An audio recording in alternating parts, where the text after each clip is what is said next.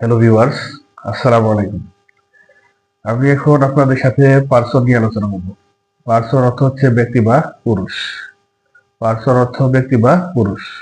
Person কাকে বলে? বাক্যে ব্যবহৃত যে সকল নাউন বা প্রোনাউনকে কেন্দ্র করে ভার্ব তার কাজ সম্পন্ন করে তাকে পার্সন বলে। পার্সন তিন প্রকার: first person, second person, third person. First person অর্থ হচ্ছে উত্তম পুরুষ।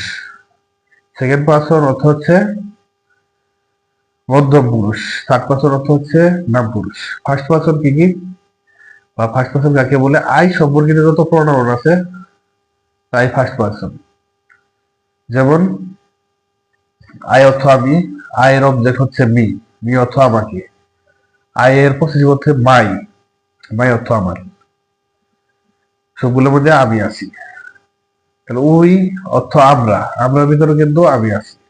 তাহলে উই সাবজেক্ট, উই এর অবজেক্ট হচ্ছে আস, আমাদেরকে। আওয়ার হচ্ছে আমাদের। তাহলে I, me, my, we, us, our, এগুলোর ভিতরে আমি আছি। অর্থাৎ আমি সম্পর্কিত প্রোনাউন গুলো হচ্ছে ফার্স্ট পার্সন।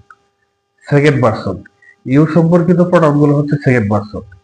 যেমন ইউ সাবজেক্ট, ইউ অর্থ কি? তুমি। ইউ অবজেক্ট, ইউ অর্থ তোমাকে।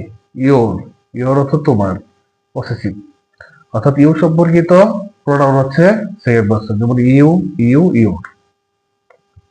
থার্ড পার্সন, আই এবং ইউ সম্পর্কিত প্রোনাউন বাদে বাকি সব প্রোনাউন হচ্ছে থার্ড পার্সন। থার্ড পার্সন যেমন হি, শি, ইট, দে এবং কোন কিছুর নাম অর্থাৎ নাউন। আবার হি, হি কিন্তু সাবজেক্ট ফর্ম, হি এর অবজেক্ট ফর্ম হচ্ছে হিম, পসেসিভ আছে হিজ। শি হচ্ছে সাবজেক্ট, শি এর অবজেক্ট হচ্ছে হার, পসেসিভ হচ্ছে হার। দেম, দে, দে হচ্ছে সাবজেক্ট, এর অবজেক্ট হচ্ছে দেম, এর পসেসিভ হচ্ছে দেয়ার। এগুলো কিন্তু থার্ড পার্সন। আমরা দুই চোখে মানে তাকালে আর কি, যদি আমাদের চোখ খোলার পর যেদিকে তাকাই যত কিছু আছে সবগুলো কিন্তু নাউন। অর্থাৎ কি নাউন? কি? অবশ্যই থার্ড পার্সন। Thank you. আসসালামু আলাইকুম।